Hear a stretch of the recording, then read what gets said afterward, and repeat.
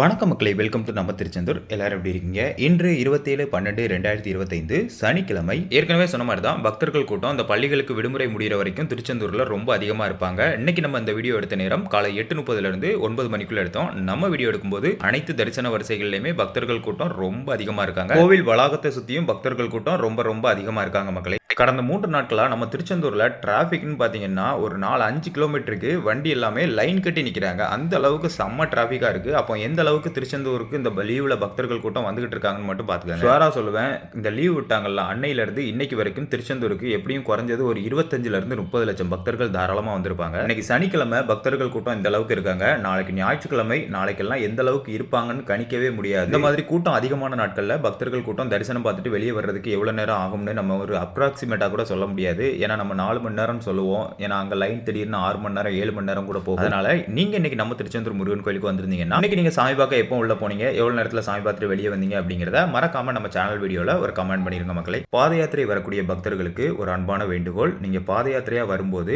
கவனமா பார்த்து நடந்து வாங்க மக்களே. ஆப்போசிட்ல வண்டி வருதா இல்ல பின்னாடி வண்டி வருதான்னு அடிக்கடி செக் பண்ணிக்கங்க. நீங்க நடந்து வரும்போது உங்களுக்கு ஆப்போசிட்லயோ இல்ல உங்களுக்கு பின்னாடியோ வரக்கூடிய வண்டி உங்களுக்கு ஆப்போசிட்ல வரக்கூடிய வண்டிக்காக இடம் ஒதுக்கி உங்க பக்கம் ஒதுக்குறாங்களா, இந்த மாதிரி விஷயங்களை பார்த்து கவனமா நடந்து வாங்க மக்களே. நம்ம திருச்செந்தூரை சுற்றியுள்ள பகுதிகளில் இருந்து பாத யாத்திரை சென்ற 3 பக்தர்கள் விபத்துக்குள்ளாகி இறந்துட்டாங்க மக்களே. அவங்களுடைய ஆன்மா சாந்தியடைய நாமளும் இறைவனை வேண்டிக் கொள்வோம்.